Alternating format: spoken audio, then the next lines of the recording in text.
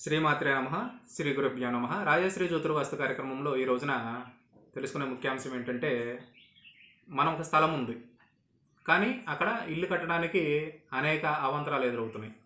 దానికి మనం ఏం చేయాలనే దాని గురించి తెలుసుకుందామండి.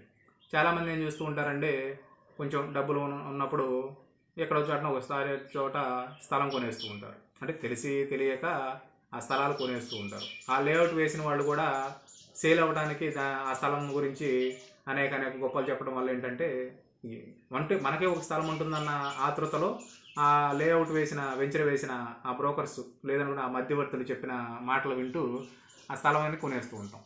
అయితే కొనేసిన తర్వాత ఇల్లు కట్టుకుందామంటే చాలా అవాంతరాలు ఎదురవుతూ ఉంటాయి. ఎందుకని ఎదురవుతూ ఉంటాయి అంటే, ఆ స్థలం ఎప్పుడైతే లేఅవుట్ వేస్తూ ఉంటారో ఆ లేఅవుట్ వేసినప్పుడు స్థల మరమ శుద్ధి అనేది కార్యక్రమం ఏ లేఅవుట్ వేసినా సరే చేయరండి. చాలామంది త్వరగా సేల్ అయిపోవడానికి ప్లాట్ని సపరేట్ చేసేసి అమ్మేస్తూ ఉంటారు.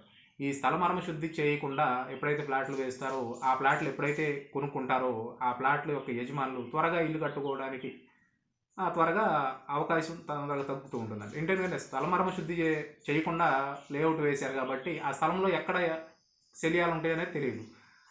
మనం ఏదైతే అంటే మనతో పాటు చాలామంది కొనుక్కుంటారు, కొంతమంది కట్టుకుంటూ ఉంటారు, కొంతమంది కట్టుకోరు. అంటే శల్యం లేని స్థలం, అంటే ఆ స్థలం లేఅవుట్ మొత్తంలో కూడా శల్యం లేని స్థలం ఏదైతే ఉంటుందో అక్కడ ఇల్లు తొందరగా నిర్మాణం జరిగిపోతూ ఉంటుంది.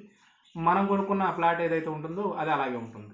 దీనికి మనం ఏం చేయాలంటే, ముందుగా ఆ యొక్క స్థలాన్ని శుభ్రం చేసుకున్న తర్వాత స్థల మరమ శుద్ధి అనేది చేసుకుని, ఏదైనా అమావాస్య తర్వాత వచ్చే గురువారం ఒక దానిమ్మ ముక్క, అంటే మన మనము ఏదైతే ఆ స్థలంలో ఇల్లు కట్టాలనుకుంటున్నామో ఆ స్థలంలో ఒక దానిమ్మ మొక్క కనీసం అంటే ఒక 5 అడుగులు ఉండేట్టు మొక్కని ఎక్కడైనా సరే నర్సరీలో కొనుక్కుని, మీరు ఉన్న స్థలం అంటే మీరు కొన్న స్థలంలో ఇల్లు కట్టుకుందాం అనుకున్న స్థలంలో ఆగ్నేయం మూల ఆ యొక్క దానిమ్మ చెట్టుని పెట్టి నిత్యము వెళ్ళి 21 రోజులు ఉదయము సాయంత్రము లేదనుకుంటే ఎవరినైనా పెట్టైనా సరే నీళ్లు పోస్తూ ఉంటే అది చిగురించినప్పుడు ఆటోమేటిక్గా మీరు ఇల్లు కట్టుకోవడానికి